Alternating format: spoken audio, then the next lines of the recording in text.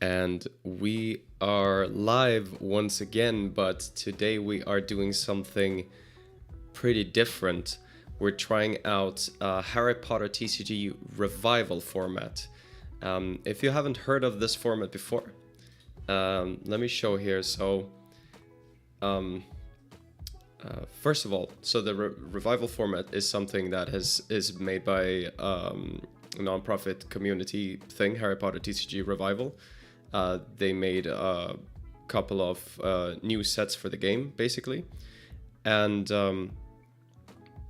they also made a ban list and created some tournament rules and stuff like that.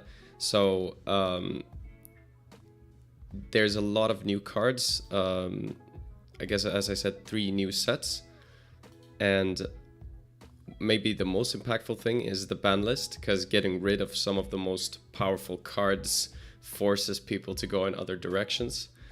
So some of the most impactful changes are banning Fred and George Weasley, Ginny Weasley and Ron Weasley as starting characters, and also banning Caught by Snape, Ginny Weasley and Ron Weasley, and Dobby's disappearance in your deck.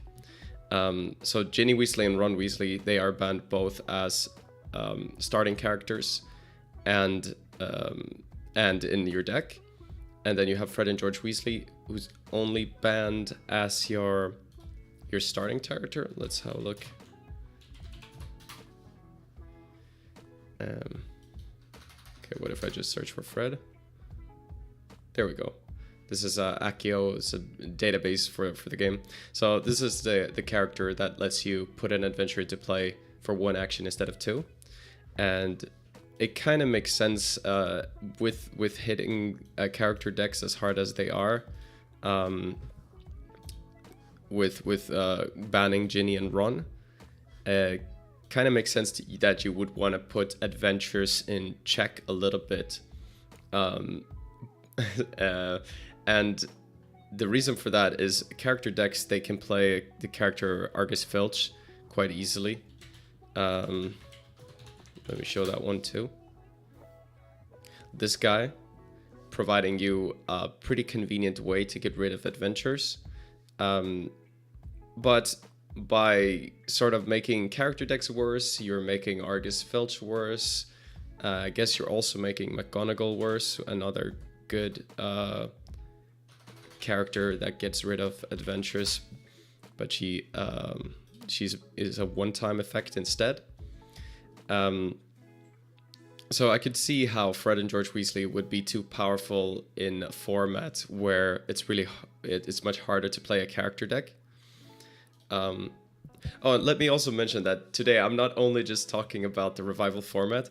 I will actually play a game. I've entered in a tournament, and you will get to see my, I guess, first experience with the format, playing with a very improvised deck that I threw together kind of last minute, which is just a variation of a deck that I've showed on the channel before for my classic-ish house format.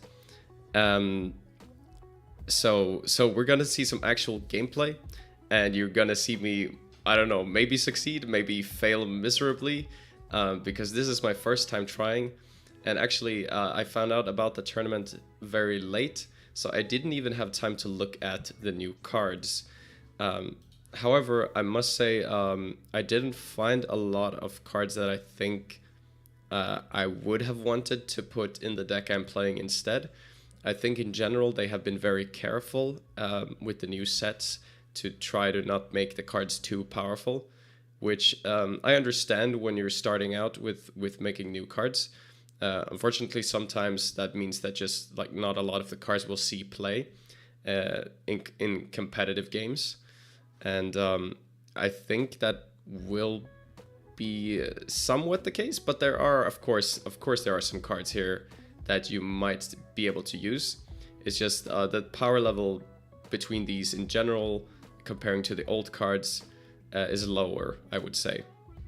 But I'm sure you can find some gems in here. I've looked them over quickly. And by the way, the artwork for some of these cards is really legit. Like, I love the artwork for Azkaban, for Black's Break-In. Those are the ones that I put in the thumbnail because I just think they look amazing. And yeah, there are some other cool pieces of art in here. So big props to the Revival team for for doing an amazing job. Anyway, yes, so as I was saying, character decks seem a lot worse here, and as such maybe adventures are more powerful, and that sort of brings me to the deck that I'm playing today. Let me pull that up. And if you wonder why I sound weird, it's because I still have a bit of a cold. So don't mind that. So if you are my opponent, too late. But if you are my opponent, or a potential opponent in this tournament, obviously watch this after the tournament. Otherwise, you'll see my entire deck before we play. But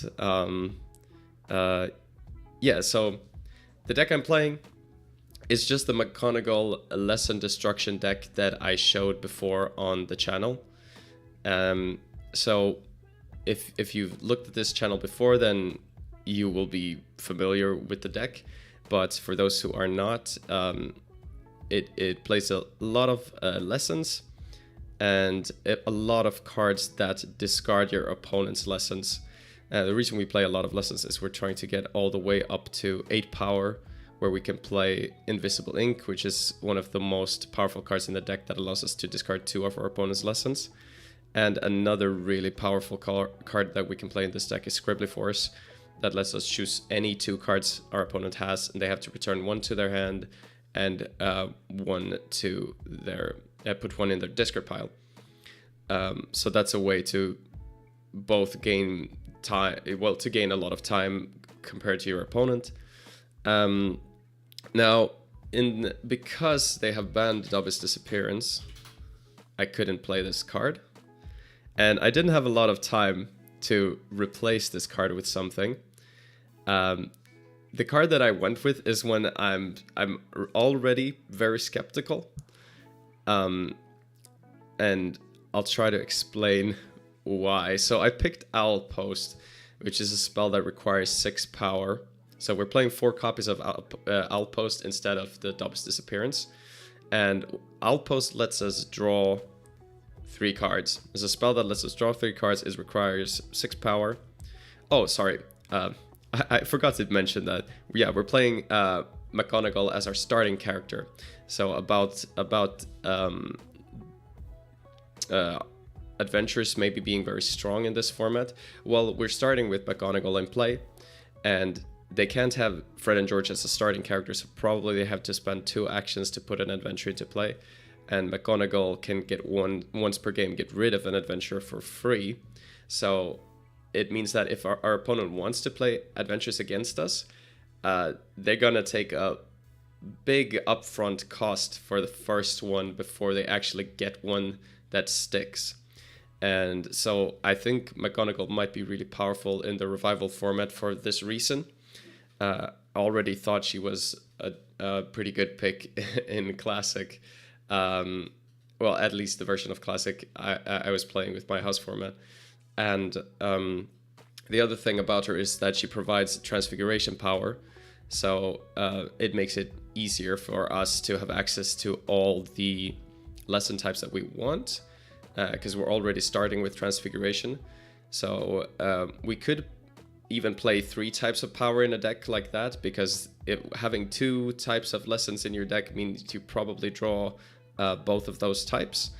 But we are choosing to just play Care of Magical Creatures and Transfigurations, which means that we will simply always have access to both power types, because if we have lessons in play, those are going to provide the other type. So back to Owl Post, which is the new card in the deck, which simply lets us draw 3 cards. So this, I won't say that it's like a terrible card or anything, but typically you want to empty your entire hand before you draw for more cards in the higher part of TCG. And that is because anytime you play a card, you're making an actual impact on the game.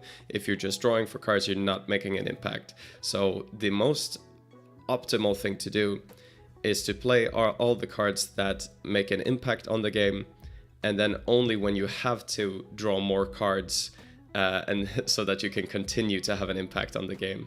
But Outpost is a card that sort of forces us to start drawing earlier, because if Outpost was another card that we had in our hand, we could just play that card and have it impact the game. But now Outpost means that we delay ourselves by one action, sort of, in terms of impacting the game.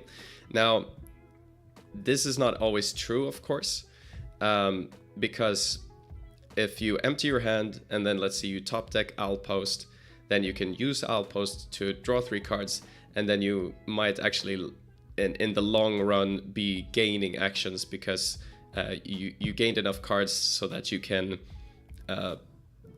spend, so that you don't have to spend as many actions to draw for extra cards. So that's sort of the upside of Outpost. Makes it easier to find our other useful cards, but early on in the game when we're just trying to empty our hand, it's not great, I think, because it can slow us down. But maybe it's not as bad as I think. Maybe it's not so bad. And another idea I had with this card is maybe you should play it, but I don't know if you should play it at this amount. So the other idea with this card is one of the cards considered to be one of the strongest adventures in the game is Escaping the Dursleys, that I've shown before on the channel. And, well, we can get rid of the first one they play for free with McGonagall if we want to. If they would play a second one, we would have to discard our hand to solve it. And if we solve this card, it lets us search our deck for any card. So, in that case, we would have an empty hand, and then Outpost might be a perfect pick for the reasons that I just laid out. When you have an empty hand, you kind of just want generic cards sometimes, and then you could get an Outpost and then play that to refill your hand with cards. The other thing about that is that I have almost a fresh mind when it comes to the revival format, but not completely. I saw a final of snippets of a final of an old tournament. I think it was on the Dark Mark channel, and that deck played the combo with the Burrow. This card that says that it's a location that says that before each player's turn, if that player has fewer than 4 cards in his or her hand, that player draws cards until he or she has 4, which seems fine. But if they combine that card with Snuffling Potion, then we end up just discarding the cards that we draw if we are below 4 cards. Because Snuffling Potion makes us discard the cards that we would be drawing. And so it's a kill combo if we are below 4 cards. And one of the ways to get your opponent below 4 card is playing Escaping the Dursleys that I just talked about. Then when your opponent solves it, they go below 4 cards. And then next turn you can play the Burrow and Snuffling Potion. Well, because we have Outpost, that shouldn't happen to us as long as we are at 6 power. Then we can solve Escaping the Dursleys, we can get Outpost, play it, and then use an action to draw a card, and we'll be at 4 cards in our hand. And so we won't be susceptible to that combo. So that was another one of the ideas. I don't know if that actually that relevant, because hopefully with all of the disruption we're playing in the deck, we'll be able to keep our opponent at a low power count where they can't do that anyway. But I don't really know, because I haven't played the Revival format at all. So this is a deck, it's all in theory. Like I've of course played this type of McGonagall deck before, but not this version, and not against the popular Revival decks, whatever they may be. So that's going to be very interesting to see. And yes, So that is the main deck, and the only change there was Outpost. So another change that they have in the Revival format is that you can play with a sideboard. A sideboard is cards that you can cards that you can switch. You can trade cards that you have in your sideboard between games. So when we play these tournament matches, it's a best of 3, and between each game, you're allowed to switch cards from your sideboard into your main deck, but you have to take a card out from your main deck from your main deck for each card that you put into it. So here we have some new options, new possibilities, and we have a way to add cards that will help us in extra weak matchups. So, for example, we're playing. Well, so I kind of regret the choices I made. In retrospect, I think I would have loved to play this card, Teacup to Rat, because I think item cards could be really good in this format, and if you have Teacup to Rat, you have a really good way to get rid of item cards, which could supplement the lesson destruction that we have. And I would also like to play a new card. Let me find this window again. There we go.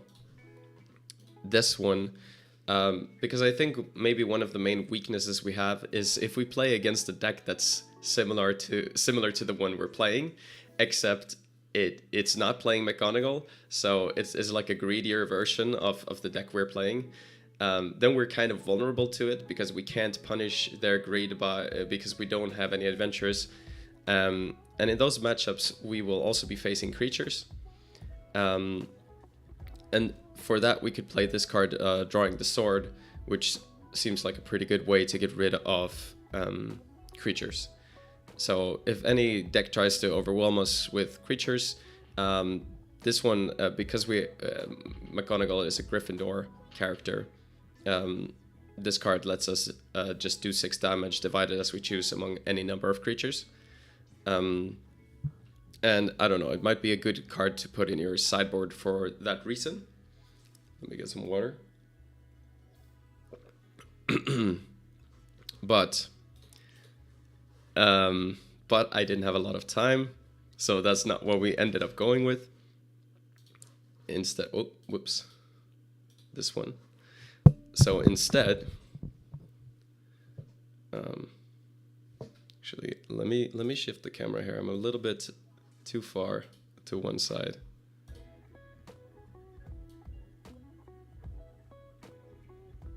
There, that's a little better. There we go. Okay. Yeah, so because I didn't have a lot of time, and this might actually not turn out to be a bad choice, but I ended up going with 2 very specific lesson destruction cards, Epoxymize and Cauldron to Civ. I've showed them before in the Draco Malfoy deck video. So both of them require 2 power. One of them discards one of our opponent's potions lessons. The other does the same but to a charms lesson. And the logic here is just that it's a card that lets us interact with our opponent's lessons incredibly early.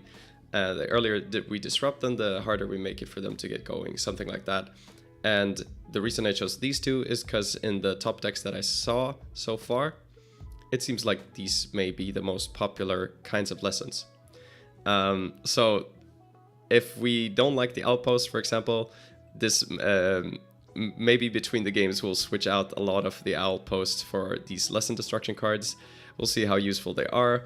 The other card I put in the sideboard is Argus Filch, because if they play a lot of adventures, let's say they play like 4 Escaping the Dursleys and 4 Through the Arch.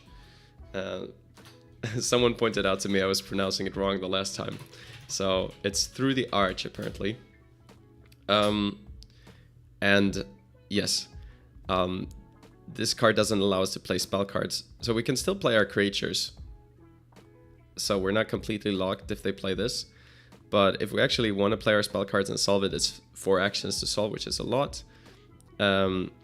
So what I tried is putting Filch in the sideboard. it's not exactly an ideal solution. Have him at 2 copies, but then you could put Filch into play for 2 actions, then use 1 action to get rid of Through the Arc. So you're saving 1 action on the first Through the Arc. If they're not able to get rid of the Filch, which it may be hard if they're behind on actions, which they will be if they're spending all this time putting adventures into play, especially because McGonagall can get rid of the first one they play for free. And then if they try to play a second Through the Arc, then Filch can get rid of that very easily. So that's something I'm trying in case they play a lot of adventures in their deck. And we'll just have to see how it works out. Yeah, so that's basically the deck. I don't know what to expect from my opponents. I don't know what their level they're at. It could be I get, they wipe the floor with me, or it could be I do well. I don't know. But we're going to learn something, that's for sure. And yeah, I'm excited to try it. And I plan on streaming all of the games in this tournament. And just like, yeah, giving my thoughts as it goes. It's going to be 4 rounds. And if I do well, then I could advance to a final. It's only 8 players. So it could be a final of 2 players, or it could be a top 3 as well. So that's the goal. But I have a little bit more time to talk about some cards from the new cards that were kind of interesting, apart from Drawing the Sword that I already showed. So one card that I saw that may be a better option to outpost, at least in some situation, is this Hippogriff Ride card. Event cards is a new type of card that just stays in play. They are unique, but you can have any amount of events in play as long as they're different events. So this one lets you draw 2 cards at the end of your turn if one of your creatures did damage that turn. But when one of your creatures is discarded from play, then this is also discarded. So you would play this on a turn where one of your creatures already dealt damage. So you had a creature on the board. You play this, you get 2 cards. And then if your opponent doesn't get rid of your creature, you get 2 more cards.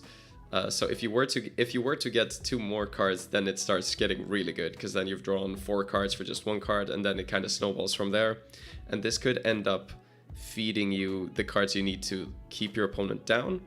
So you keep playing cards that discard their lessons, and maybe that means that they can sort of never get out of that situation, because you are not having to spend actions to get more cards.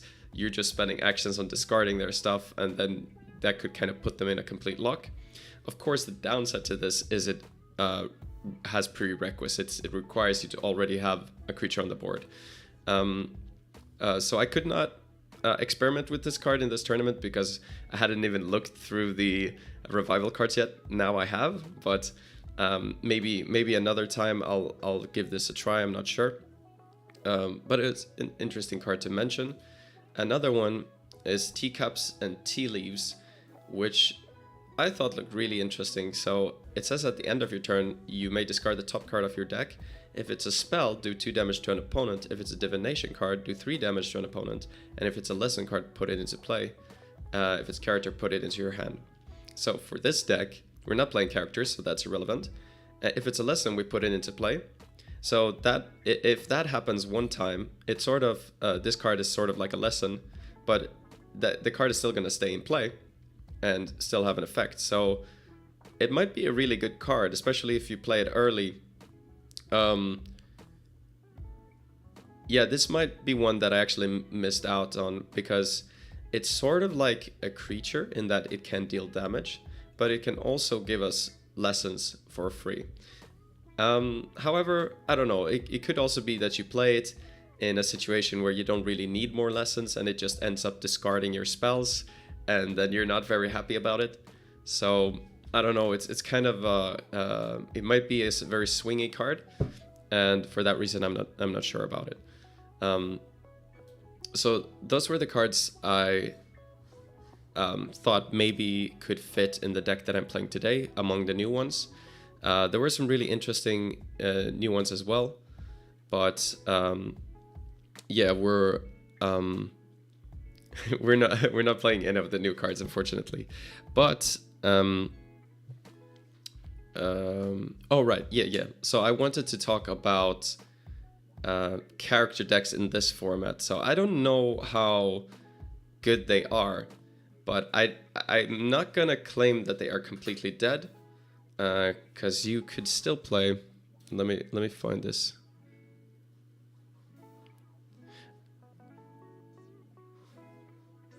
Oh, now I realize that maybe you weren't able to see when I was talking about those other cards. Sorry.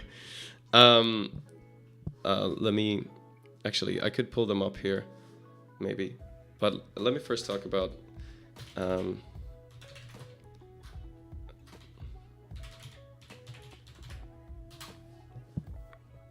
So you can make a character deck that uses Lockhart's Hair Care Potions to make your characters cost less, which is an item that requires 1 power.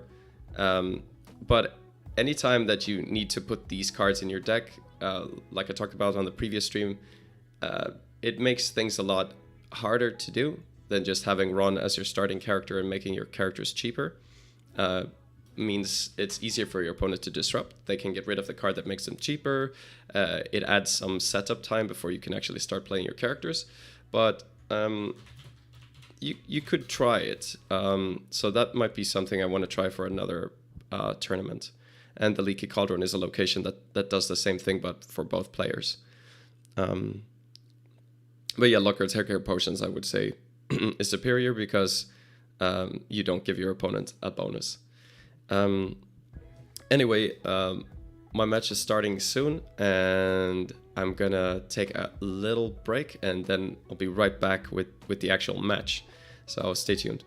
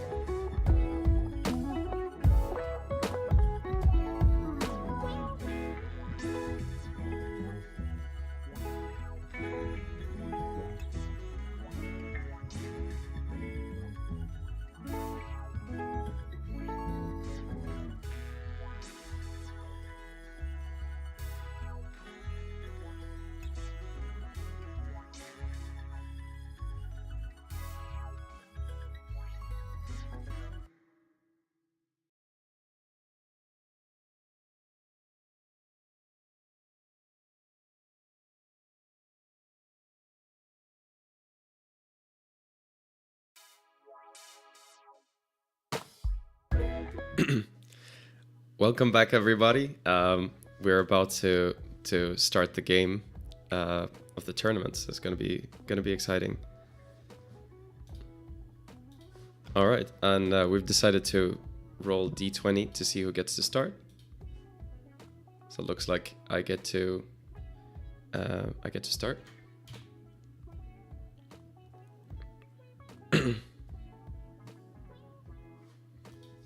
And oh yeah, there's also mulligan in the revival format.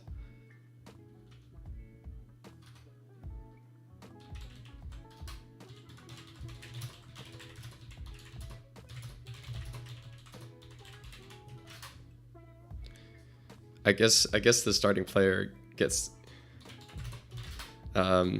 decides if they keep first. So I'm gonna try to okay.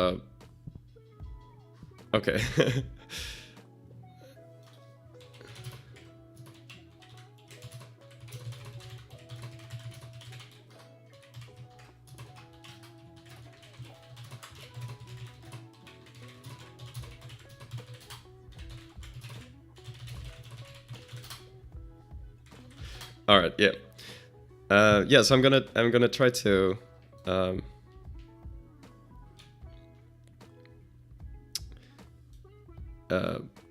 focus today and play well. So, good starting hand. We got picking on Neville to start discarding things quickly. Oh, and it says it's his turn.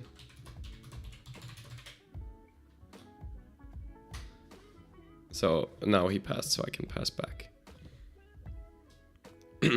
But this hand looks pretty good. I kept it because we got a good amount of lessons.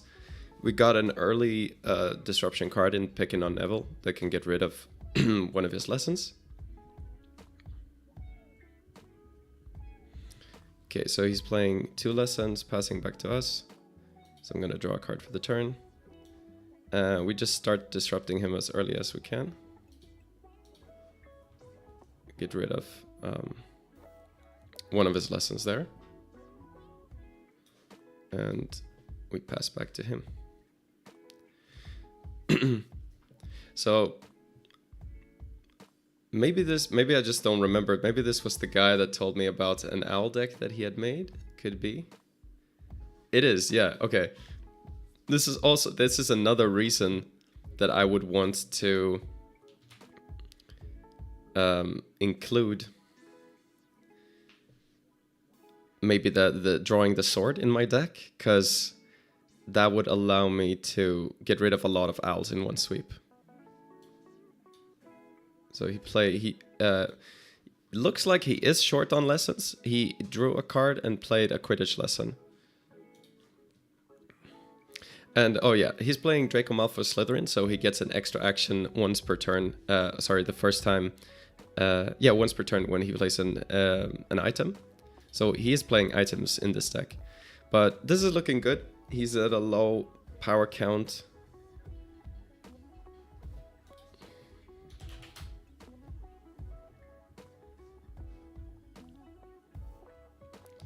Right, so now he can get an action from Draco here. He plays a spell Feld. It does 4 damage to us. And we have 1 less action on our next turn. So he passes to us. We draw for the turn. So we are at 6 power. But we can only play 1 card this turn. So we play one of our lessons.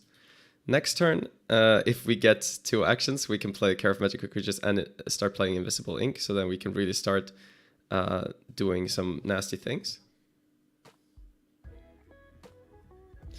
But yeah, it takes quite a bit of time to get up to the power count that we want. And also another note here, all of the sideboard cards we have are no good against his deck. Okay, so what is this? It says, when you play this card, search your deck, you may take a match card from your deck, reveal it, and put it into your hand. Okay, cool. So it also provides a power, so he's now at 5 power. He plays a practice match.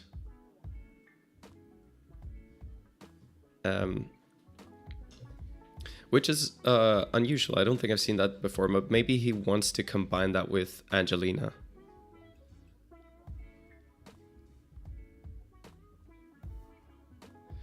And he's playing Errol. When he plays Errol, he can look at the top card of his deck, and if it's a lesson, he puts it into play. If it isn't, it puts it back on top. So, it wasn't. It was Quidditch Through the Ages. So he doesn't get it.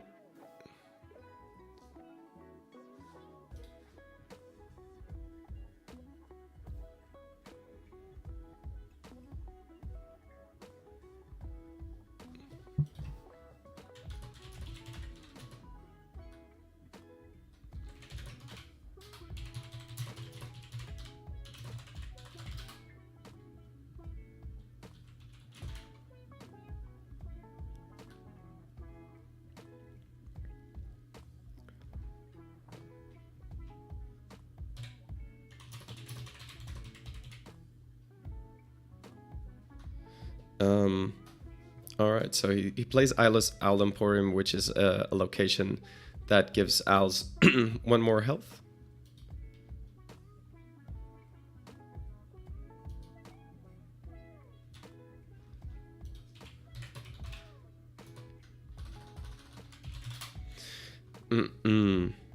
Okay. So we're at 1, 2, 3, 4, 5, 6, 7 power. So we can start messing with him for real now.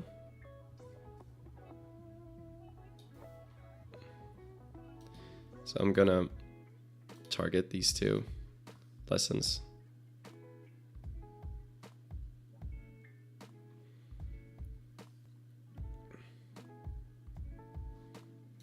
And we pass back to him, and we're gonna take 2 damage from this owl.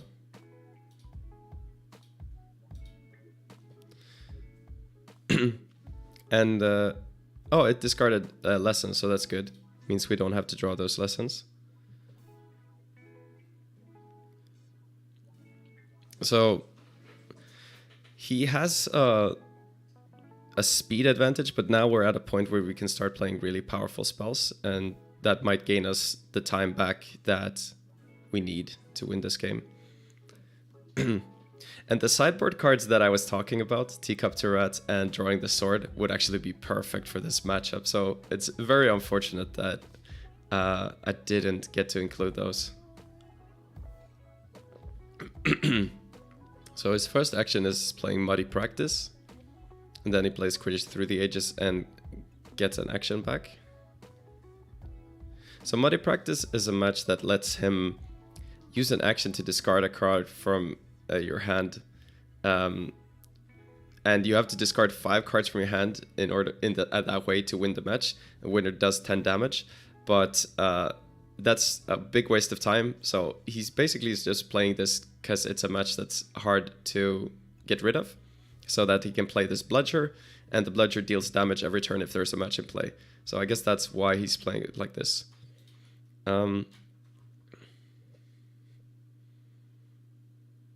Okay. So I think now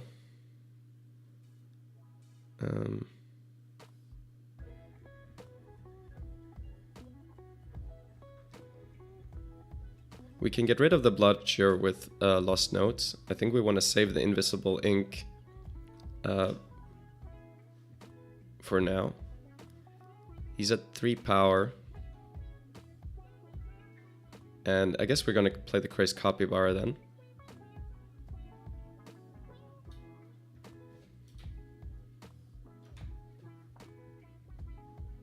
And we can play the Lost Notes to get rid of the Bludger.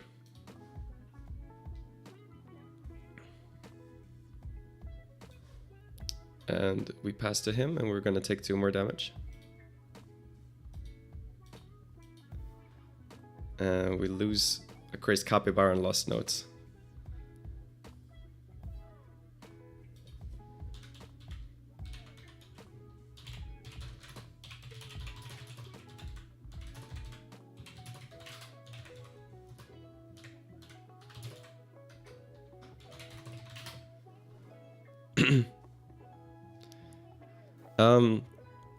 Okay, so he plays Tawny Owl, lets him get an item back. He gets the Bludger back, and he plays the Bludger. Oh, he plays a Screech Owl to get a lesson back. So the Screech Owl is an owl that lets you get a lesson back when you play it. And he plays the Bludger again.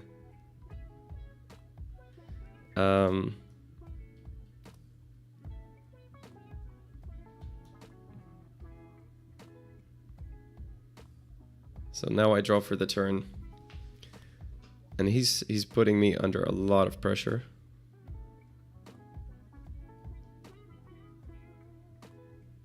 Yeah, definitely the fact that I don't have the right sideboard cards is a really big deal here. So now he's taking damage from my creature. And I need some way to... I need some way to not take so much damage. I can get rid of the Bludger again.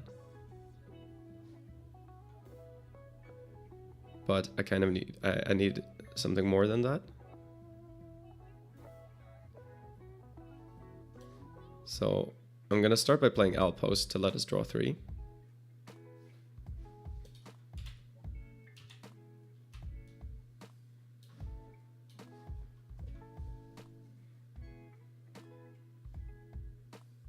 And we got a Picking on Neville. We could play Picking on Neville on the match. And then he either has to get rid of the match or get rid of 2 other cards. And getting rid of the match would mean the Bludgers are no longer active. Trying to think here.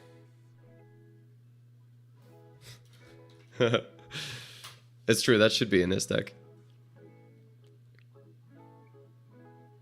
No, he has a very interesting deck, actually.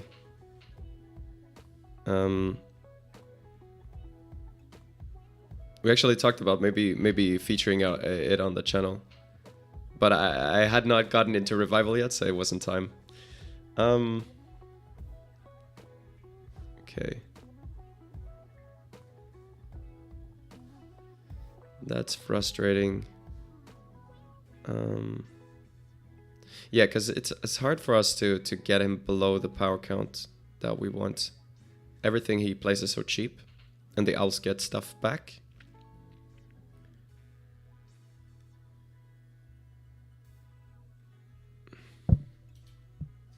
Alright, I'm still thinking.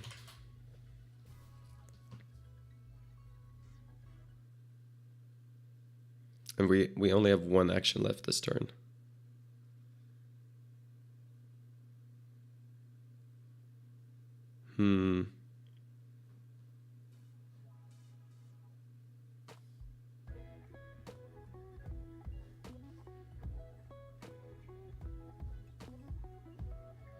Yeah. We're gonna take 2 from each of these owls. It's a lot of damage.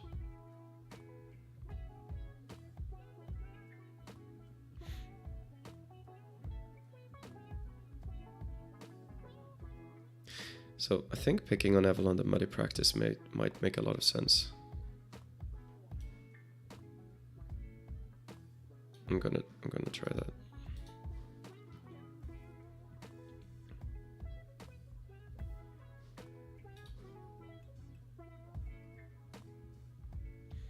So either has to get rid of the Muddy Practice or 2 other cards. If he wants to be really aggressive, he can get rid of some cards that give power. But then he better have some... No, he chooses to get rid of it. Yeah, because in that case, he better have some way to back... yeah, to put pressure on us afterwards. Or sorry, he better... That's not what I meant to say. What I meant to say is then he better be sure that we can't get rid of his damage dealing stuff. Oh, he's drawn, so I'm gonna take damage from the owls.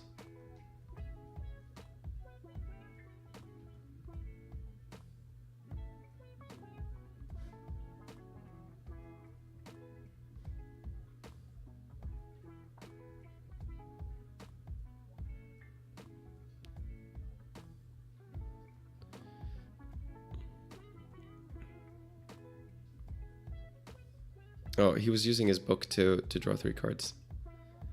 And he's playing a Tawny Owl to get an item back from his... Yeah, he's getting that one back. Yeah, this is absolutely terrible. We needed the... I guess we needed sideboard cards to deal with this kind of deck that's very low to the ground and has a bunch of spread out cards that sort of replace themselves. Okay, so we draw for the turn. And we also really want to draw our Scribbler Force. One is lost, but the other one's still in there.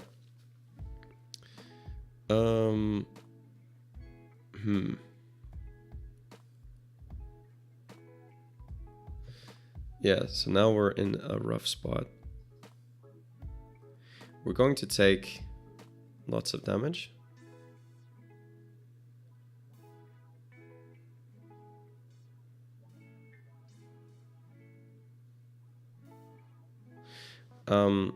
We could use Invisible Ink and Lost Notes here to get rid of his last Care of Magical Creatures power, but we know that he already has another Care of Magical Creatures lesson in his hand.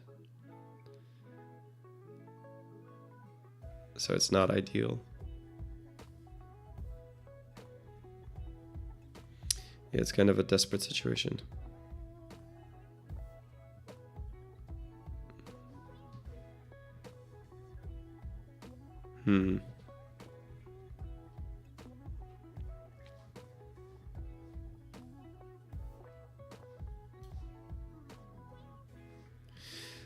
Oh, man. Yeah, this is looking really bad, because if we can't win when we start, then we're not going to win when he's starting, that's for sure.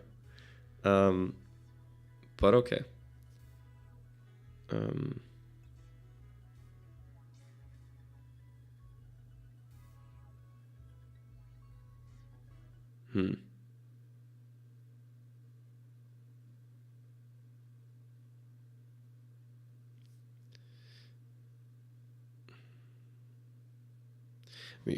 I guess we can at least prevent him from playing Owls for 1 turn, but that doesn't do that much. So we're really in a bad spot. But we have to do something.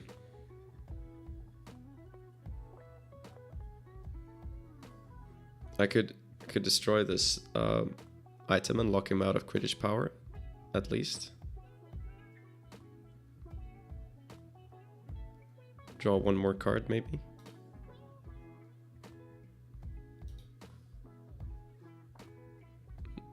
Not terrible, but we really want a spell. I guess we want to get rid of the Emporium as well, because if we get rid of the Emporium, if we get a Diffindo, get rid of the Emporium, that halves the effectiveness of all the Owls. So we play Lost Notes on this thing. And hope that he doesn't have another Tawny Owl to get it back.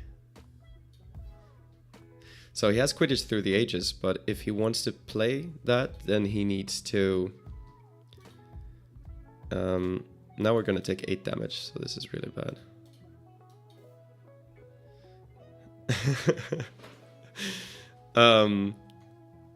Yeah, so if he wants to play more Quidditch cards now, he needs to put a lesson on the board. Because the items, they require power. So now he plays a Quidditch, and then the item that requires power. Using Draco to get an action.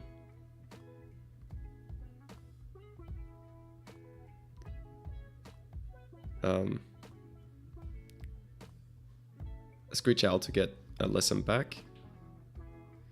Yeah, this is actually the nightmare for this deck, because he has so many tiny creatures. We don't have enough spells to get rid of them all. We would need a card like Drawing the Sword to get rid of those.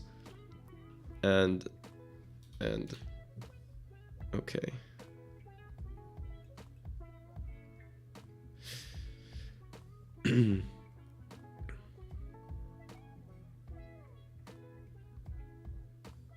And yes, we just don't have a good way to get rid of his creatures. I think with the sideboard changes, we could have a good matchup here. But as it stands, we don't. So we just try to get rid of his power again.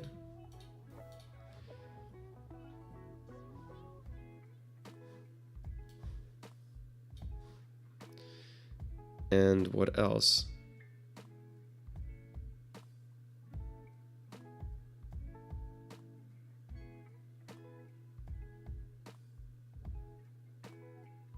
So we can play the Lost Notes to get rid of the Quidditch Through the Ages as well.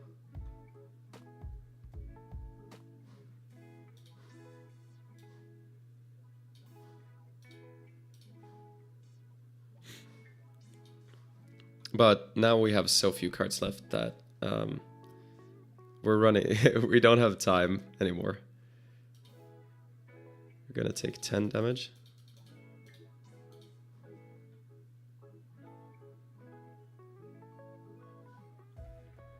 I guess there are some ways this can go wrong.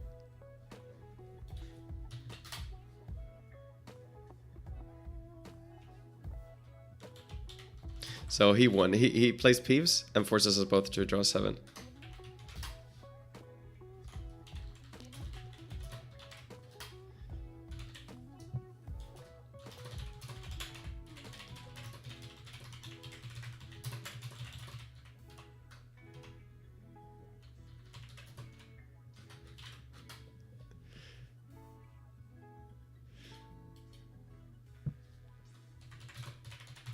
All right, so on to the next one. So we play another. And we can't make use of anything from our sideboard, so we skip that.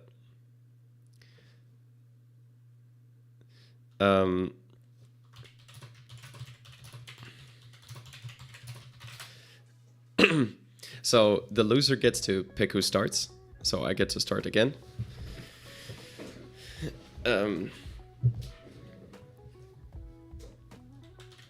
I'm pretty sure.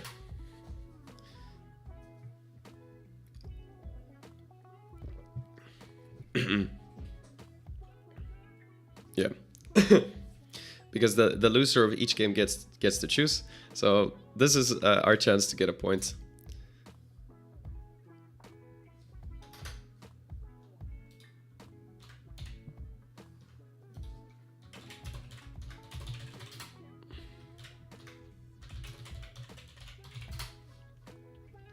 So this is not the hand we want. We're gonna mulligan this. We want some more cards that can interact with him,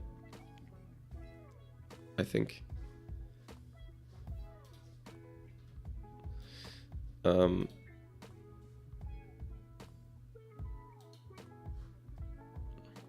Might not have been that bad actually, but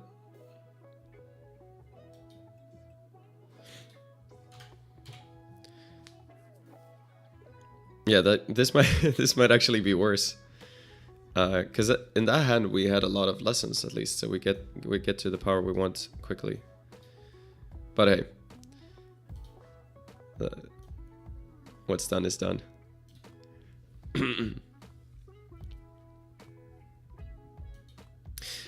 Yeah, it's a shame it was so last minute, because with the sideboard changes, I think it could have gone very differently in this matchup.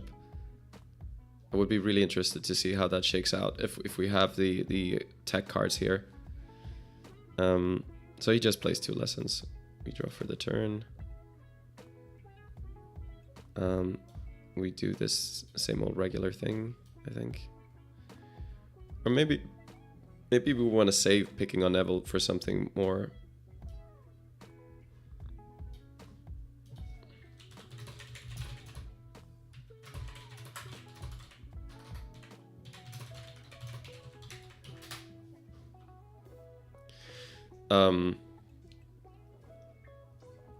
We might want to save picking on Neville for something that's more important to him.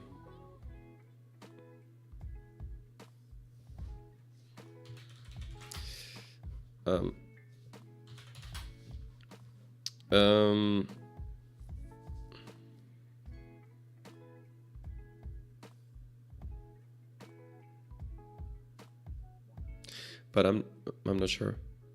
So the benefit of getting rid of a lesson right away is that it lowers the chance that he can play one of his books on his next turn. So I kind of like that part about it.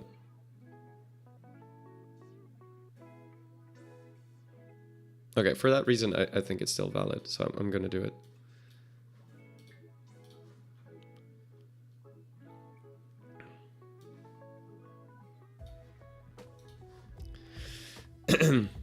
But he has good ways to get his things back, and the fact that he's getting extra actions from Draco means our spells needs to be really efficient for us to get enough of an advantage.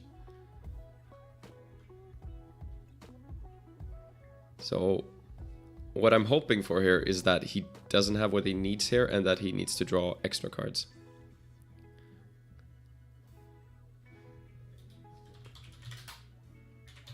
He can't play that one.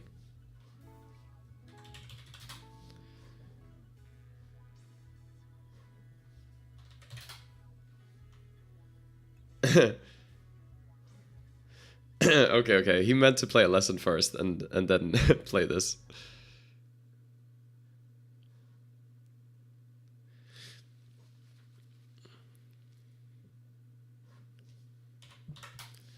Yeah, it just looked like he was playing this book without having the power for it. Oh man, we're getting so destroyed. And now it's because now he's playing the owl, getting a lesson back into his hand. Nice. So I'm really liking his deck. I need I need tech cards for this. So we draw a card for the turn. And all we can play here is the lesson. So we need to draw an extra card.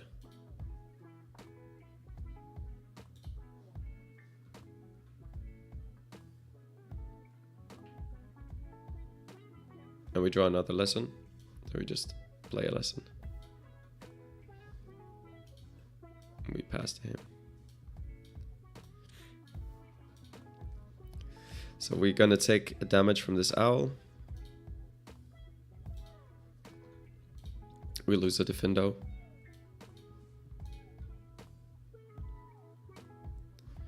Yeah, this is looking real bad.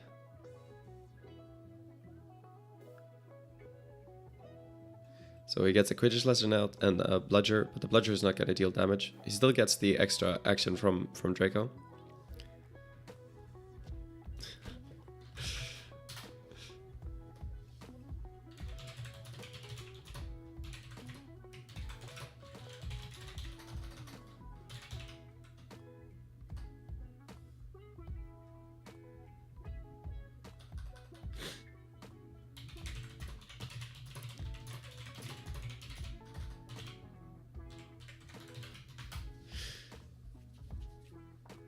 There, that is the right joke. Okay, so damn, he got the Al Emporium again. So the Al's are gonna start doing a lot of damage. Okay. So we can play one lesson and then an Owl Post this turn. So I'll draw 3. And then I'll have to pass back to him.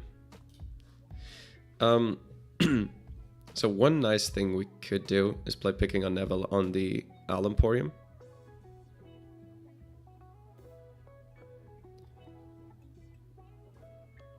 We are a bit slow here. Another thing, I guess, if we get enough creatures on the board, I don't think he has a way to get rid of creatures. And our creatures can be... Oh, no, that's not true. He has a book that can get rid of creatures. Oh, I didn't take the damage.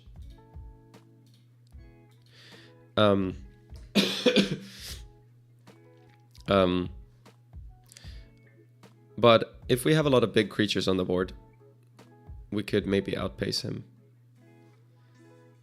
Oh no, so he's he's playing this thing again. That will get him the match, and he gets an extra action from Draco.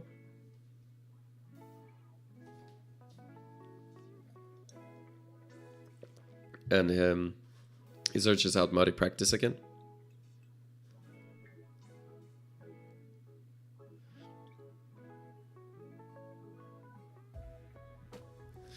Alright. Looks like we're getting our ass handed to us once more.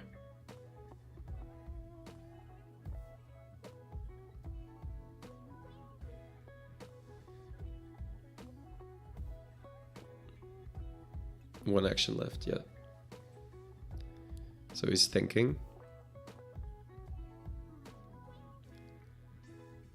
And looks like he's using the ability on Fantastic Beasts and Where to Find Them to get 3 cards. Alright, so it's back to us. We draw our card for the turn. And let's see. What do we have? 1, 2, 3, 4, 5. We have 6 power. So 2 of the cards in our hand are playable. We can play the Porcupine to start dealing damage. And get a card. And we can see what it gets us, and after probably play picking on Neville or something. So I'll play the Porcupine. Get a card. It's a lesson. And play picking on Neville on the Owl Emporium, I think.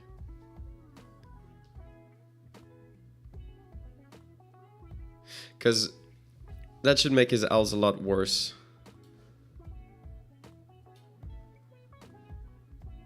And then I'll pass. Yeah, I'm not sure. So we take 4 damage now.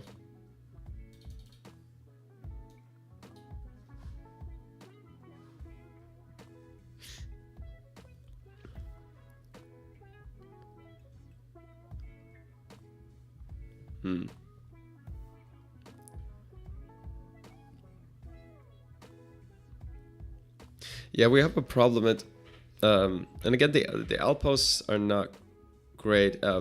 We have a problem now that it takes too much time to get up to the amount of power. So we're not stopping him from playing his cards in time. So next thing we really want to get rid of here is the Muddy Practice, because then we can make these bludgers stop doing damage to us. Now he may very well have... He could easily get another Muddy Practice out, because this one is not unique, Quaffle. So it's looking real bad.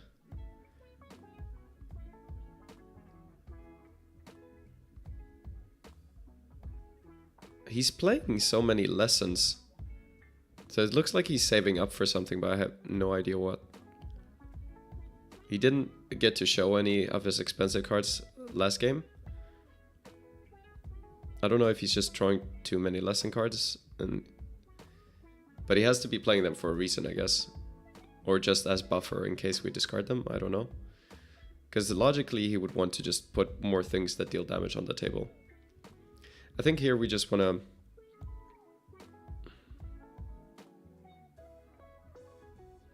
Well... We want to get rid of his Muddy Practice, and we want to start dealing damage to him. To start dealing more damage to him, we can play Capybara this turn. We can threaten to play Defendo next turn.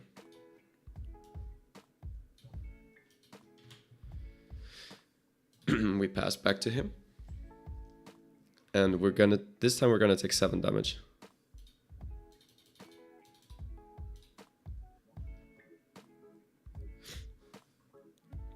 Yeah, so looks right now it's looking like we should have discarded the Muddy Practice, but then on the other hand, I feel like he has so many ways to get that card into his hand. I'm sort of assuming he's playing 4 copies of this item that searches us out, and I don't know how many copies of the match itself, but I guess at least 2, 3, maybe 4. Because he wants to have enough copies to at least be able to search it out.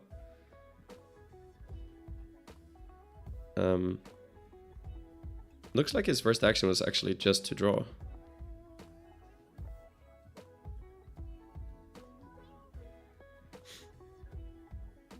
And he's drawing again. Okay, so this is actually pretty great.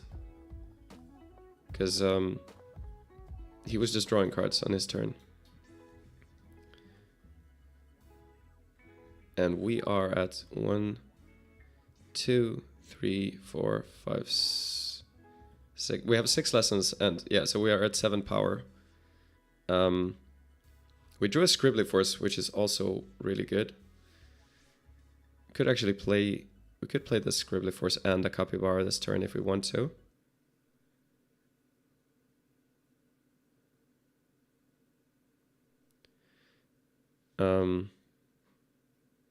That would be kind of nice, because when we put a lot more damage on the board.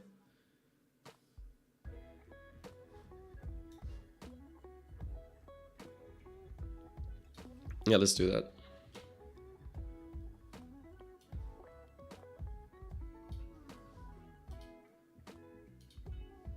So we make him choose between the muddy practice and a lesson.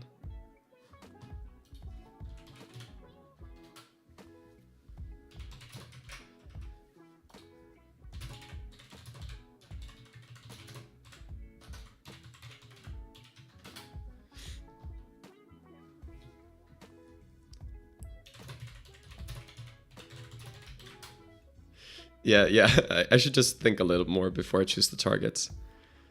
So what is going to be, I don't know, what is going to be the bottleneck for him? Like, yeah, if I knew his list, it would be easier, because then we know if he really needs all this power or not.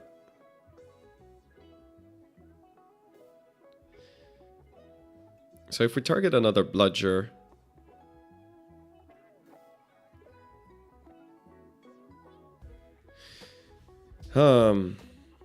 yeah, if we target a bludger, then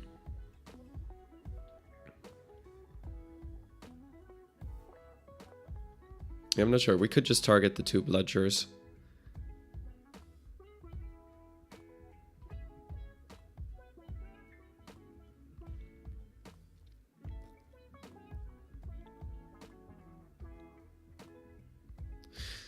This was more difficult than I expected. But suddenly this game, it feels like we have a chance, which is great. Looks like he wasn't drawing the cards that he needed, because last game we just got overwhelmed by owls. Okay, so if we target the 2 bludgers,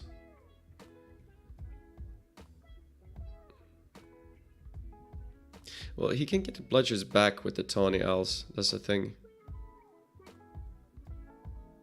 It's a bit harder to get another match into play, I feel like. But he can always choose to just get the match back into his hand.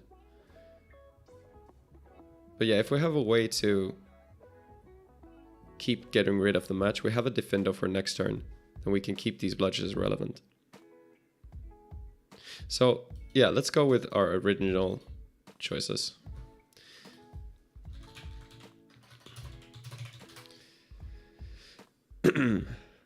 So yeah, he chooses to put the match back into his hand, which probably makes sense. One way he could protect it now is if he plays fouled, because then we can't destroy the match on our next turn. But at least we're leading now in terms of damage each turn. We're dealing 8 each turn, he's only dealing 1. So we're doing really good right now.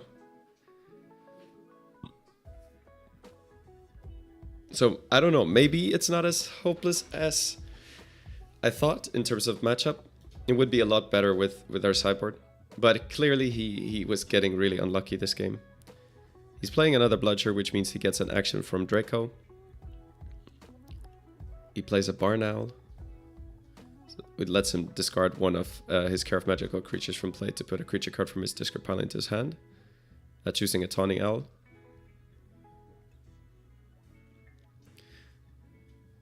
And he's playing the Tawny Owl and getting the Guide to Household Pest into his hand. That's the item that you can use an action and discard it to get rid of, to deal 4 damage to a creature, so he could get rid of our big ones here. But the bludgers are not active right now, so we're doing good. Oh, and actually,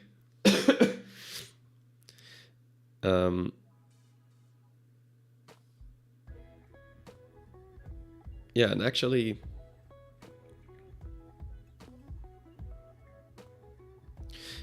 this is looking pretty good.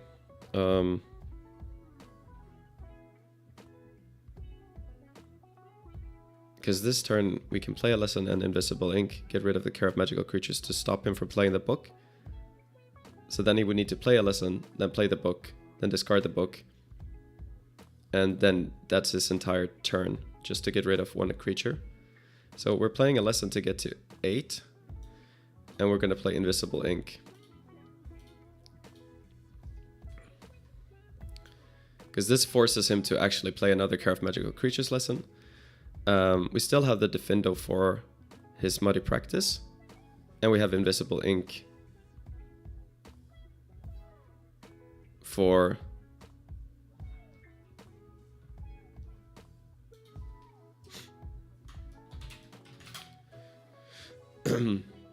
we have the Defindo for Muddy Practice to get rid of that. Oh, so I didn't see.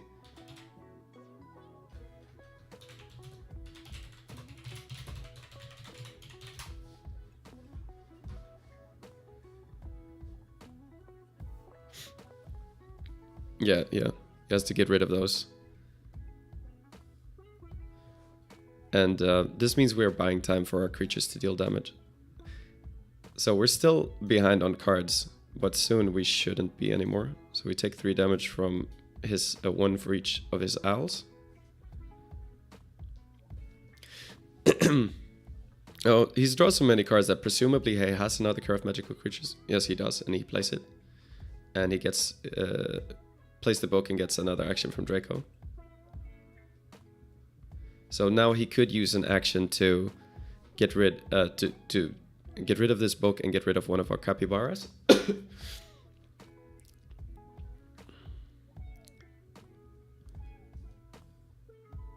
If he does, though, next turn we can play Invisible Ink, get rid of his 2 lessons, and we can put another creature on the board.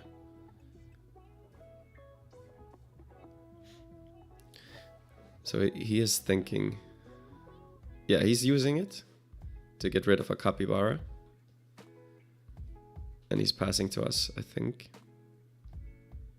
Yeah, he's passing. So we draw a card, then our creatures will deal damage. Finally, we're leading in terms of cards. Yeah, now if we play Invisible Ink, we're locking him out of Care of Magical Creatures again. In terms of power. So we can play a Porcupine. Get a card. Oh, we could even play another Capybara here. I don't know if that's ideal or not.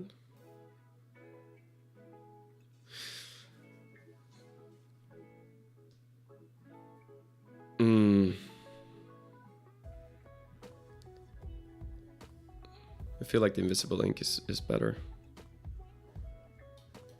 Tough call. I'm gotta think.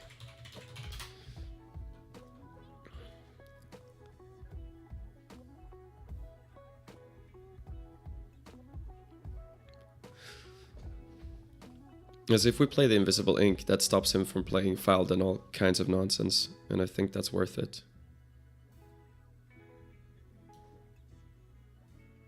Yeah, let's do it.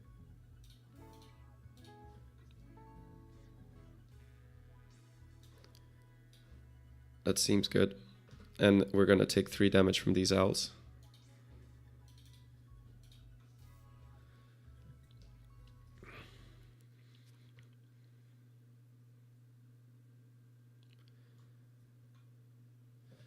Okay, he's playing the Muddy Practice, which we can get rid of with the Defindo. And a Lesson. And he's passing to us. And so we're gonna do 7 damage to him. So if we want to make sure we kill him the next time we deal damage, we want another Capybara on the board. So we can play a Capybara. Will give us a card, and we still have an action to get rid of the Muddy Practice to stop all these bludgers from dealing damage to us.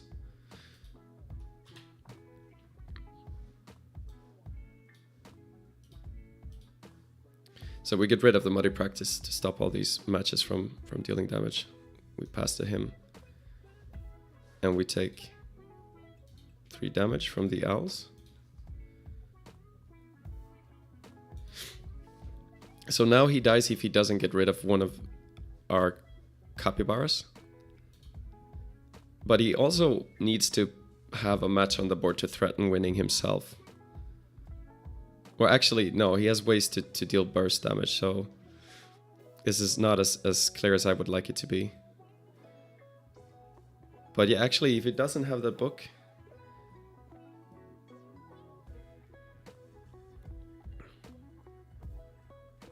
So he plays a less than this owl, but that should mean... This lets him get a non-healing spell back, but that's 2 actions. So that should mean game.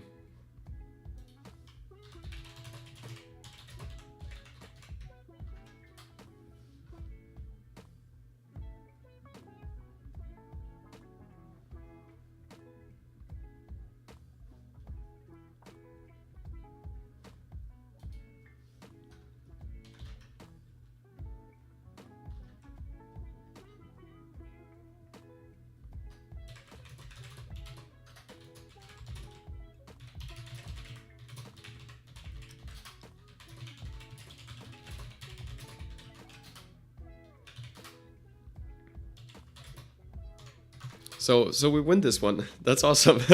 But now he will get to start.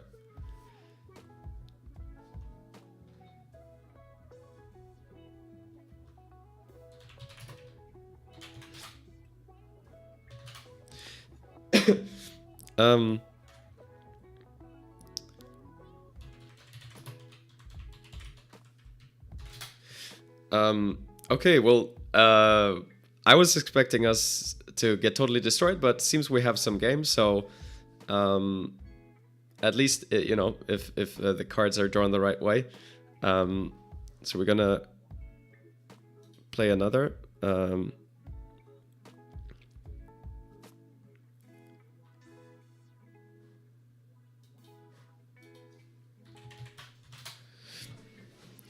I'm gonna do a really quick break, so I'll be back in just a second.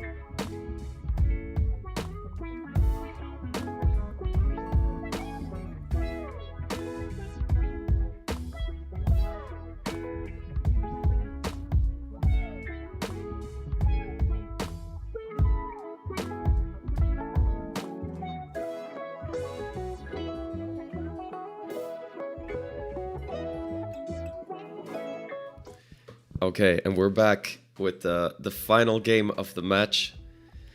I'm gonna ask him if he wants to start.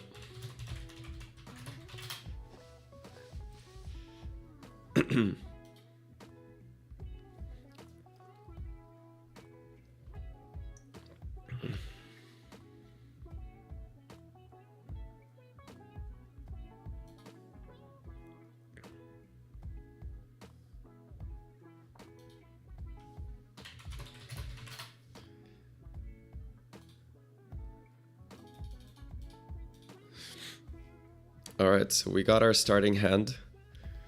Well, it's decent in the way that we got a lot of lessons, maybe even too many. But I think it's still a keep. Maybe actually the key in this matchup is that we want creatures early, because he has a lot of good ways to sort of not care about us discarding his cards. So I'm not sure if to keep this hand.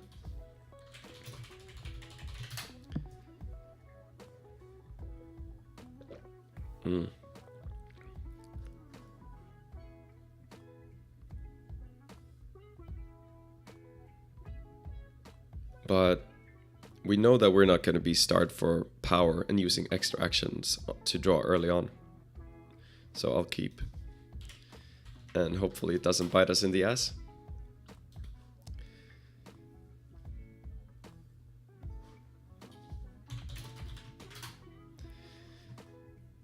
But it's looking dangerous, very dangerous.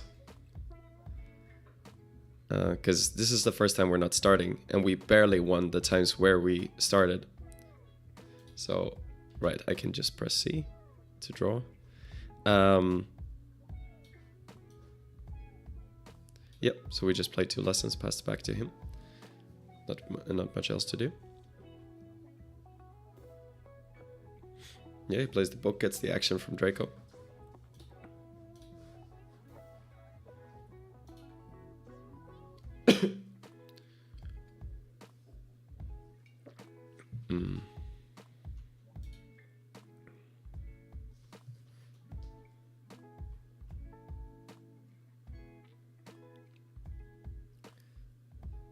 So it looks like he's thinking about how to proceed. I guess the downside of the owls, of course, is that if you don't have anything in your discard pile, then they're just creatures with 1 attack and 1 damage, which isn't that great. So early on, you kind of don't want to play them. So it looks like he's deciding to discard this book to get 3 cards. Yeah. Sort of makes sense. As I was saying, the owls want things in your discard pile, so maybe as a tawny owl to get this book back. Alright, so I'm gonna draw the card for my turn. And Prickly Porcupine is nice. Again, our creatures are bigger than his by default, without the Owl Emporium. So we still can't play any other cards than lessons this turn, so we'll make it simple. But yeah, if we can start playing big creatures quickly, then we can outpace him, is what we learned last game. Now, yeah, so he's playing the Tawny Owl, getting the book back. He can play the book. And because he used the time to draw for cards, it means we got to catch up a little bit in terms of actions. Of course, he's still ahead in terms of cards. And he got the Emporium as well. Okay, nice. So we draw our card for the turn.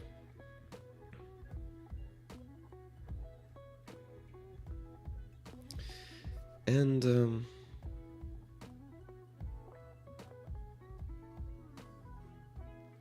yeah, we're just gonna play the Porcupine because we're playing it no matter what this turn. So we're playing the Porcupine, means we get to draw a card. And Scribbly Force is really nice. If we play the Care of Magical Creatures, there's a chance we could get to play Scribbly Force the next turn already, which I'm kind of liking. There's also the option to play Lost Notes on something. But I don't know what that something should be. Again, discarding things kind of makes his owls better, so if we can delay that, it means maybe he has to sit on his owls more.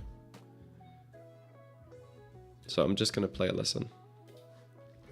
And this means we take 2 damage from this Tawny Owl that's upgraded by the Owl Emporium.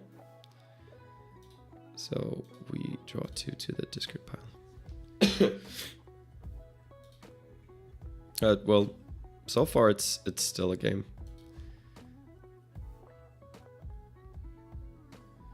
But yeah, we need 2 more lessons to get to 8 power. That's where we start to shine. But it seems it's going to be really difficult to lock him out of power now, because it's easy for us to get rid of the lessons, but getting rid of items is much harder. There is another card that would be great in our sideboard if we're up against a deck like this. It's called Table Trouble, that just discards all the items in play. Would be absolutely amazing against this deck. Again, he's playing so many lessons, so it looks like he's kind of building up towards something. So he played the Creatures Through the Ages, a lesson, and a Screech Owl.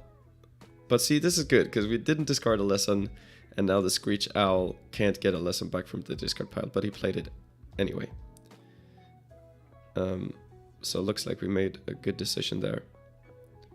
So we draw a card for the turn. We wanted a lesson, but we got a Diffindo.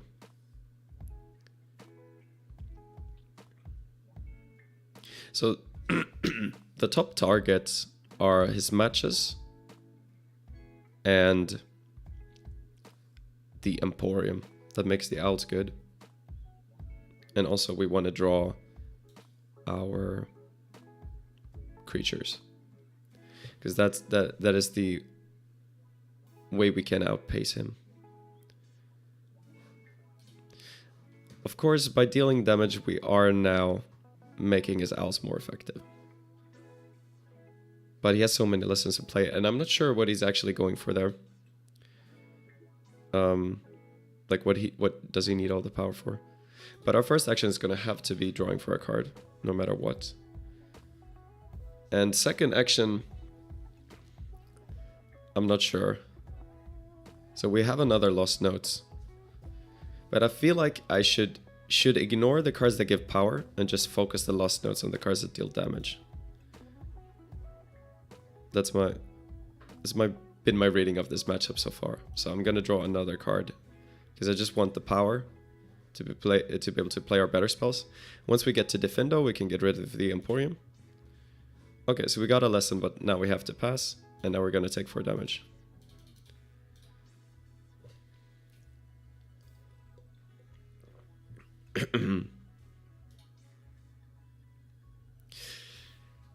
But imagine this with a better sideboard. That would be crazy. Then, of course, when we play the other matches, we might find out that our sideboard is going to be really tight because there's a lot of matches to consider. But this owl deck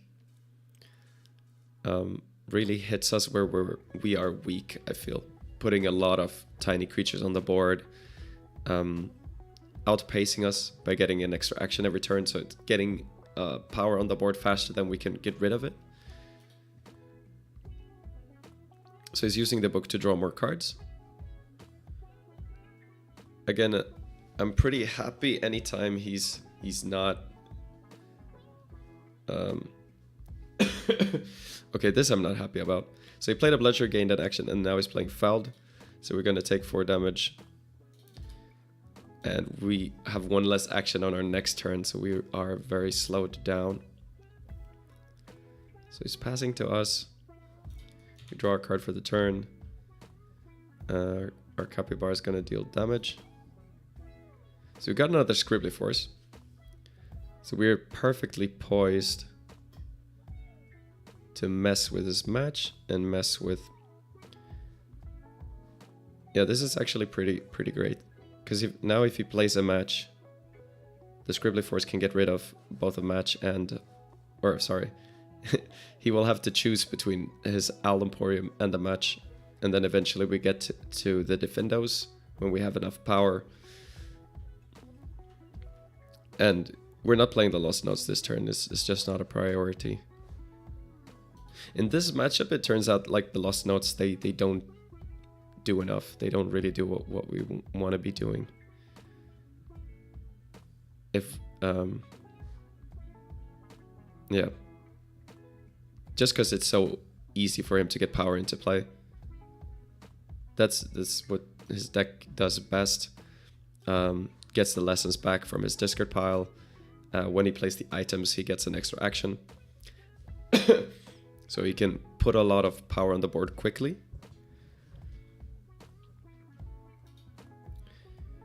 And now it's back to him. Let me get some water.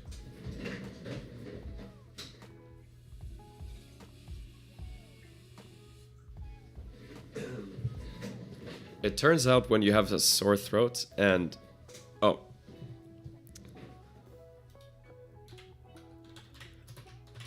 Forgot to take damage, I guess.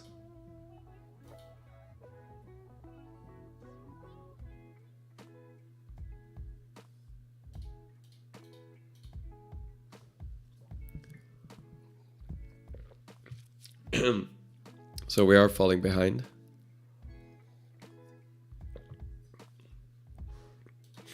He's playing a Tony Owl. So I'm guessing he's gonna get the Quaffle back so he can get a match. This is a really nice combo. Because there's so much resilience. Oh wait, he was trying to get to Hedwig. So he played Hedwig, he got his fouled back. That is scary. Okay. But I wonder then, is that the only expensive card in his deck?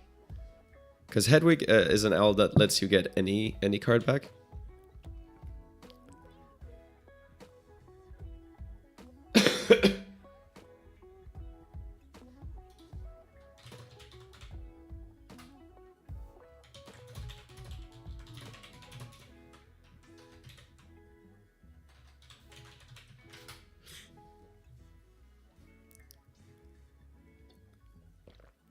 Okay, good.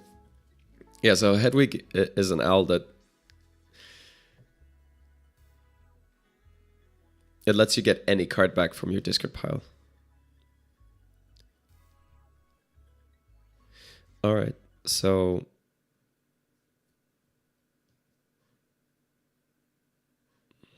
we can use the Scribbler Force to get the Emporium off the board. We can also put another Porcupine on the board.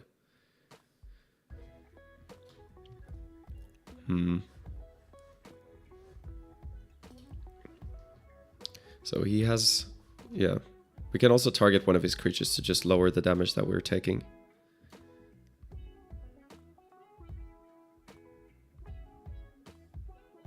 So I'm gonna play the Porcupine, get a card.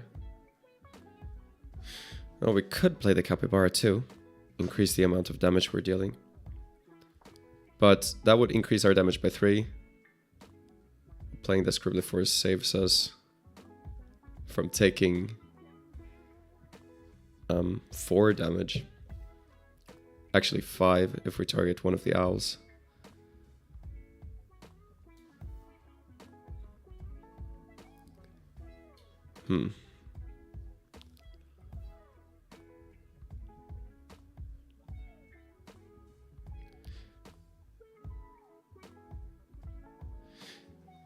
I guess I gotta keep in mind he's probably gonna play Fouled next turn. So if he plays Fouled... Oh, he didn't take the damage. From the Porcupine, he's taking it now. He's probably gonna play the Fouled next turn. And then we wouldn't have the time to play both the Scribbler Force and the Capybara. Which we kinda do.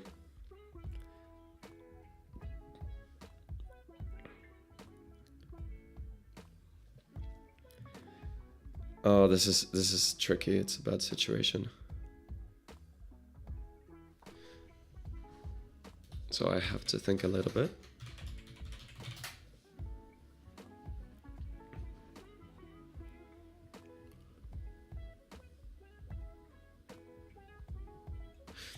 Play the Capybara, go down to 28 and take 8 damage from the owls. I'm at 20. He could play the Fouled, put us at 16. But then if he tries to play a match,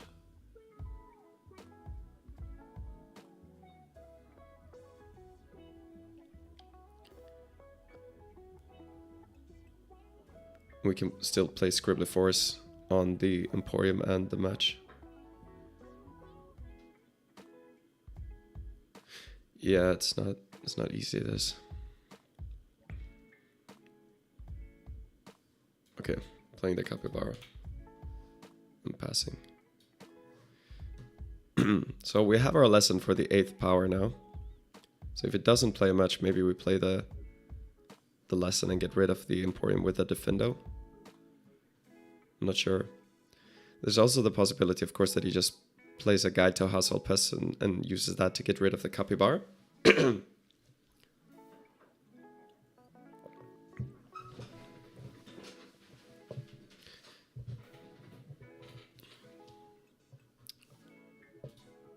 Right, we're taking damage.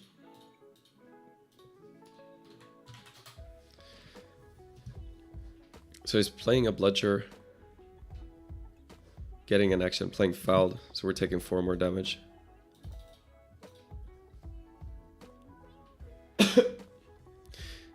And I wondered now if he's gonna put a match in play, because that would make a lot of sense. I know he has one in hand, because he searched one out earlier. It seems like the perfect time to play it. Yeah. So this part is going as planned, but I still feel like we're losing. So we're drawing our card for the turn.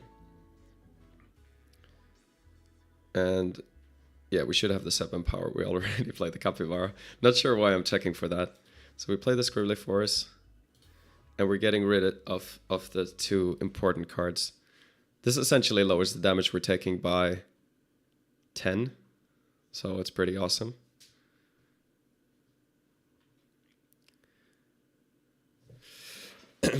And we can repeat it. We have one more Scribbly Force in our hand.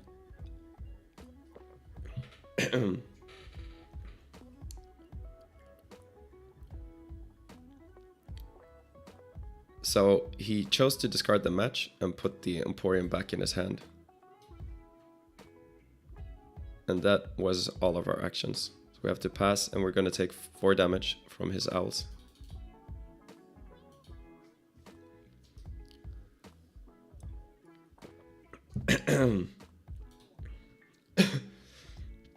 But I think, unfortunately, we may still be too slow here.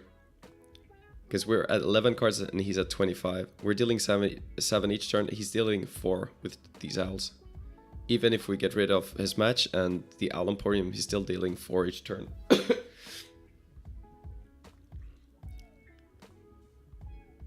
So he's playing the Emporium again.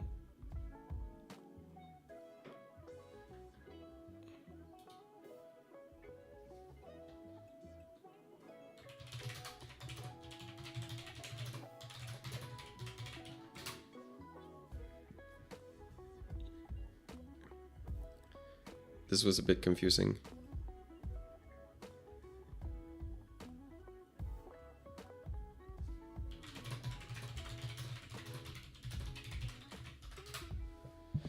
I feel like he didn't spend his last action.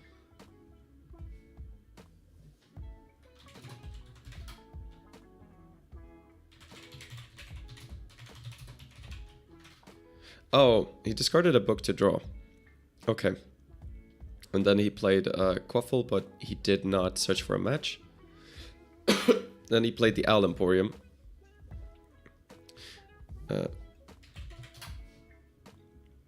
So we draw for the turn. And he should take 7.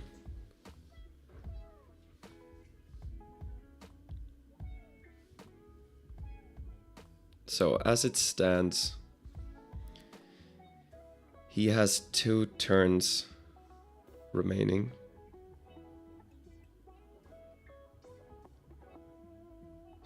But if he's able to get rid of a Capybara, then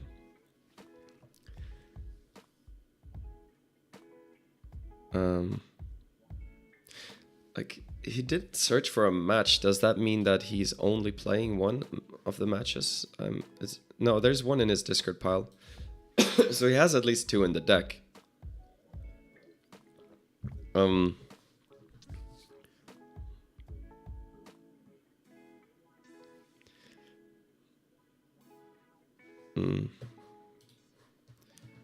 So did we discard all of his books that kill our creatures?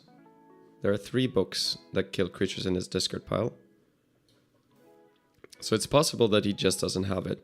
I feel like he probably would have played it already if he did.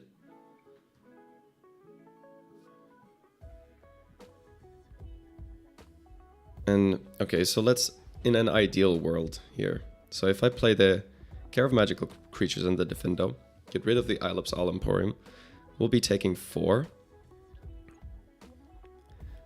On our next turn,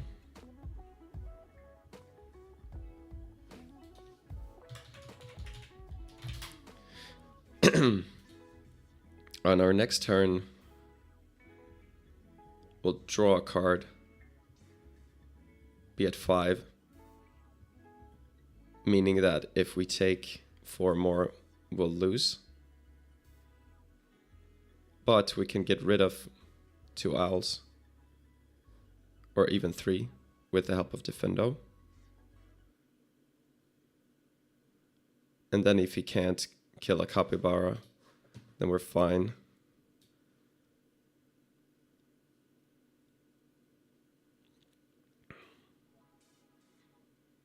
So I'm looking at what owls he may have left. There's 1 tawny owl left in the deck. There may be 2 barn owls, I'm not sure. Of course, he could also just play fouled here. But there's only 1 fouled left as well. He could still also have that owl that gets a spell back, and that would be sad for us, because he could play fouled on us, and that would probably mean we lose.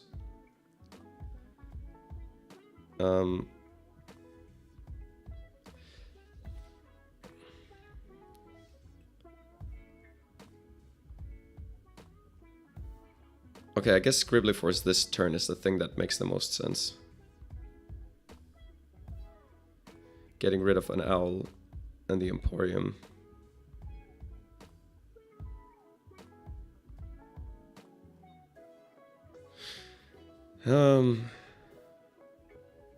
He would have played a match last turn if he could, I assume.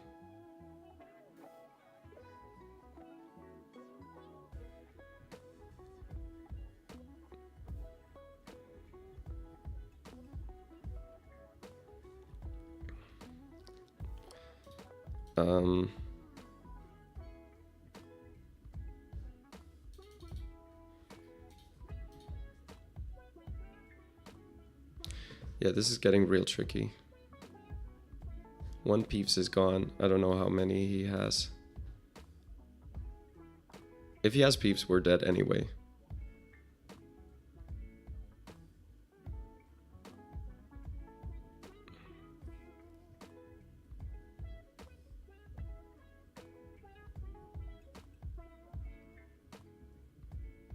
So if I play a Capybara, I think he's dead for sure within 2 turns.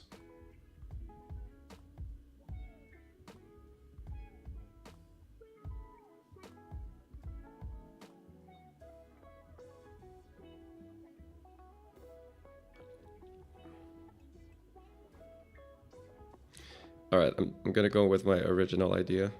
Play the Defendo on the Emporium. And just hope this holds. We're just praying. So we're gonna take 4 damage here from the owls.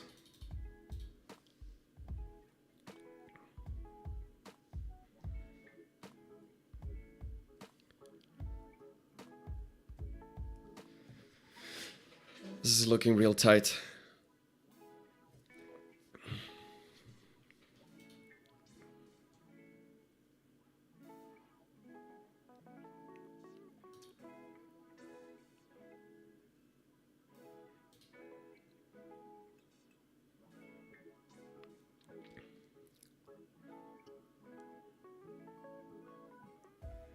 Scribbly Force is not ideal against the owls, actually, because if we can't return Hedwig or Tawny Owl really, because then he can get back the book that gets rid of our creatures, or in the case of Hedwig, even worse things possibly. He could get back fouled for some direct damage, which would kill us on the spot, or essentially.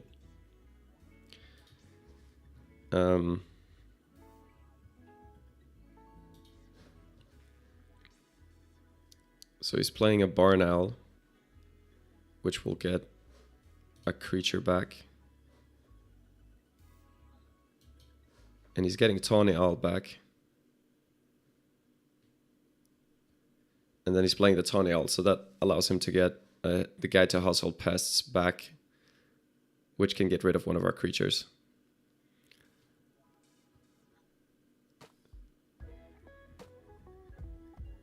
Okay, so that cat is out of the bag. He's going to be able to get rid of a creature on his next turn. So we draw our card for the turn. He's going to take 7.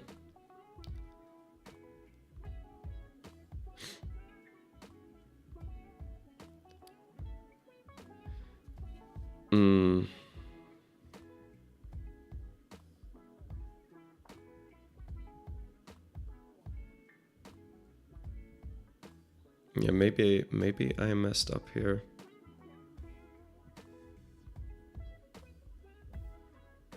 So we can get rid of 3 creatures.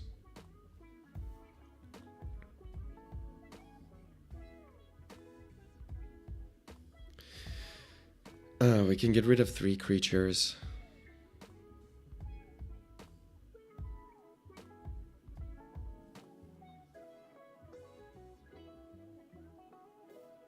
But getting rid of 3 creatures,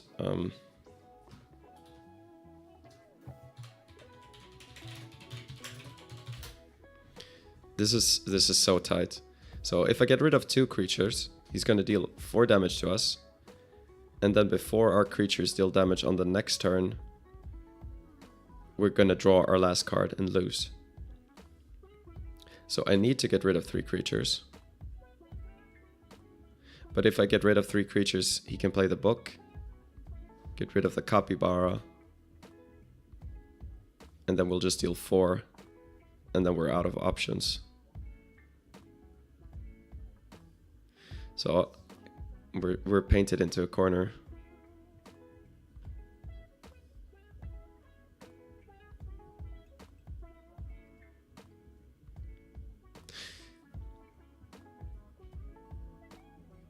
I think if we had one more action, maybe we could discard his Care of Magical Creatures lessons, and just hope that he doesn't have another one. Because if that's the case, then he wouldn't be able to play the book. I feel that that's highly unlikely, though.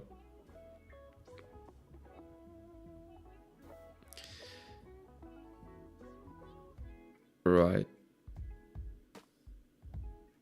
Well, since that is the case, yeah, if he had Spiral Dive, that'd be 9 damage.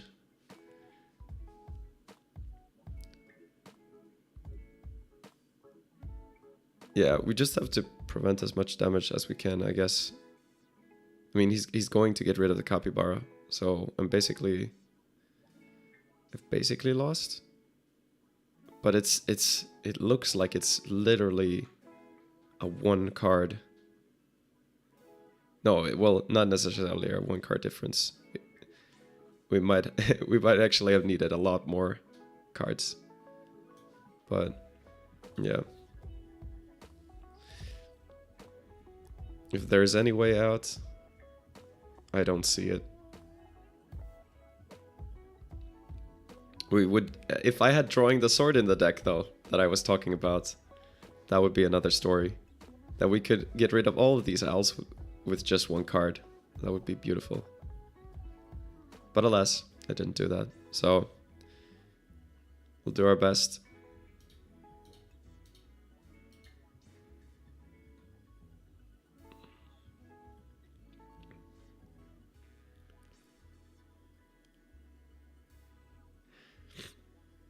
I don't think there was anything that could have changed this. Last turn I could have played Scribbly Force and a Capybara. And I'm trying to think if that changes anything, but I don't think so.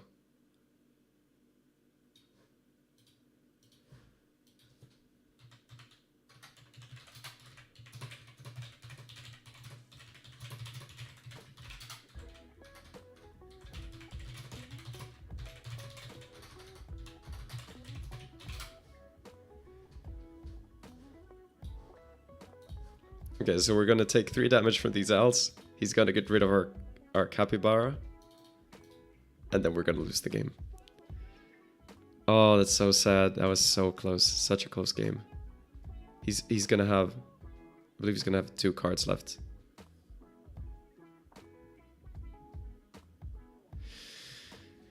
Oh man. Yep. Yep. If he had one card less, this wouldn't work. I think, unless he plays a match. Because he would draw his last card before his creatures deal damage, but he's gonna have 2 left over. So it's just enough. It's just the right amount. Damn, this game just really came down to the wire.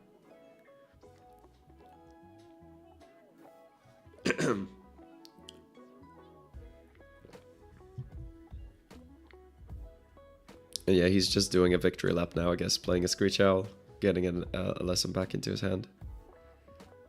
So we draw our card for the turn. We do 4 damage to him. We don't have a way to damage him more.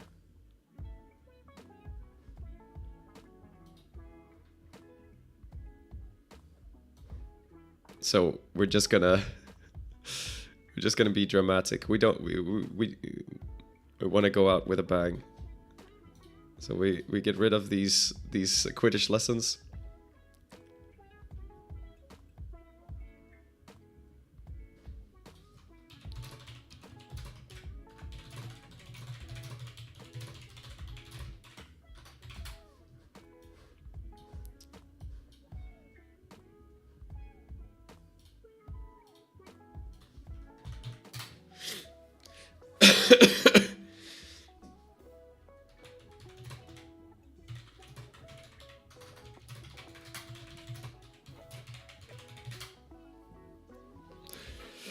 Yeah, some really tight games.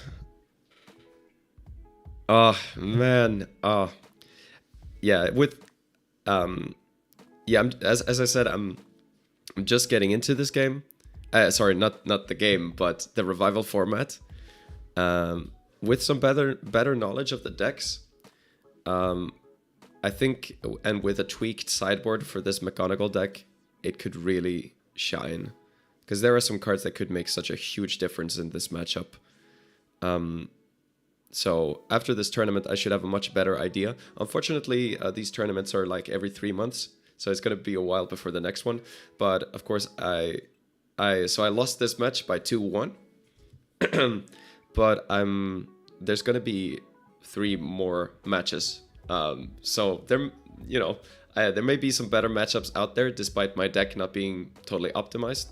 The outposts maybe need to be removed or reduced. Maybe I play 1 or 2 copies instead of 4. But that was really cool. So I'm gonna be back with more revival. You're gonna see the rest of the matches. I don't know what else I'm gonna do with revival yet, but there probably gonna be more stuff with it. And I like the idea of doing these tournaments and sharing thoughts as I go. So next tournament, who knows what deck I'll be playing. It could be an updated version of this with a better sideboard, but we'll see. But I think that's going to be it for today. My throat is incredibly hoarse, as you can tell. So I'm going to leave it there. Thank you for watching. I hope you enjoyed it. And yeah, if there's anything, leave your comments in the comment section, and I'll see you around. So bye-bye.